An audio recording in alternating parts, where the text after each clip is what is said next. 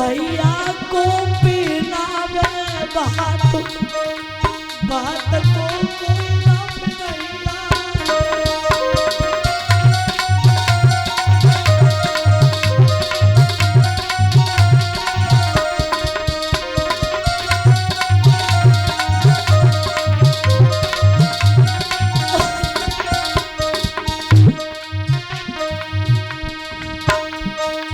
एक दिन बिन बेटा को बापू,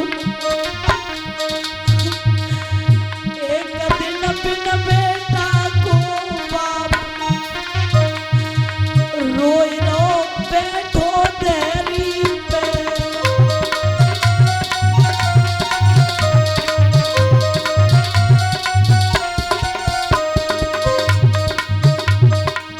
बेटा को पूछे बात बात को कोई ना पूछैया।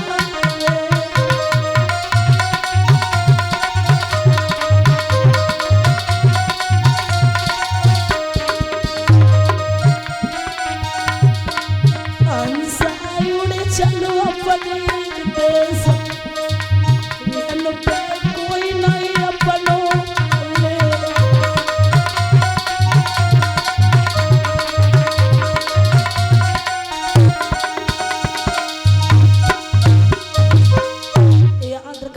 भैया। आज वो मैया बुरी तरीके से उस लहस पे रो रही है, कोई समझाने वाला नहीं है। माली आ गया रोने धोने की आवाज सुन के।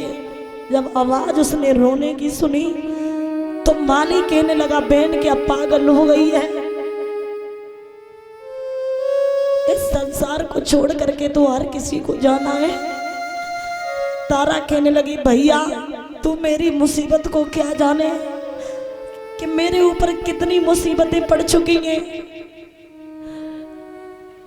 क्योंकि एक दुखिया का दर्द तो एक दुखिया ही जानती है जिसने दुख को झेला हो। भैया तू मेरे दुख को क्या जाने। कहने लगी बहन, माली ने जवाब दिया बहन कोई बात नहीं है, तू ऐसा कर अपने बेटे की लहस को उठा ले। आज मैया ने लहस को उठाया, कुछ नहीं था हाथ में, साड़ी को फाड़ा और जैसे ही साड़ी को फाड़ा अपने बेटा के ऊपर डाल ली। डाल करके ले करके चली मरघट में पहुंची। जैसे ही मरघट में पहुंची, मरघट में आवाज सुनी, हरिश्चंद्र का पहरा था। जैसे ही आवाज सुनी तो कहने लगे कौन हो। एकदम से साड़ी को हटा दिया बेटा की लेस के ऊपर से।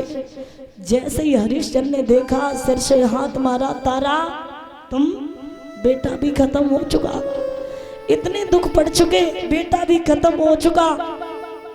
आज गले में भैया डाल के बुरी तरीके से रोए, बुरी तरीके से रोए। कुछ देर के बाद कहने लगे तारा मुझे करो कफन चाहिए। जवाब दिया महाराज क्या कह रहे हो तुम, करो कफन चाहिए? क्या ये बेटा आपका नहीं है? ये बेटा क्या मेरा ही अकेला आपका नहीं है क्या? आप ये क्या कह रहे हो? तुम मुसीबत भी नहीं देख रहे हो? मोह पे विपदा पड़ी पिया तुम कठिन पे जठानी।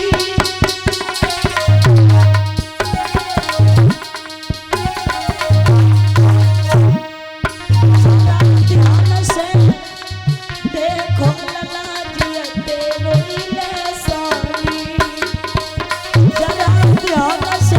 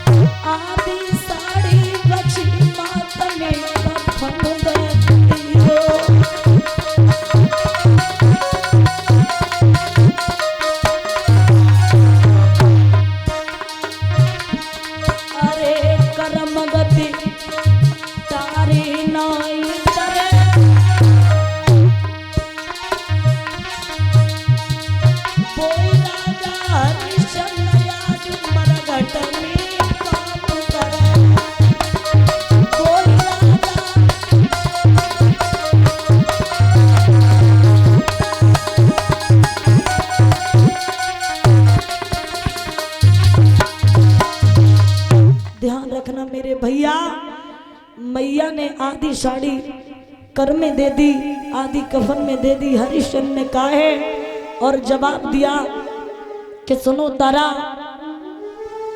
कर और कफन हम तुमसे नहीं लेते, क्योंकि याद करो वो दिन जिस दिन मैंने तुमसे कहा था मेरे घड़ा को उठवा दो, तो तुमने मेरा घड़ा नहीं उठवाया था। तुम उस दिन पंडितानी बन रही थी, आज मेरा भी धर्म है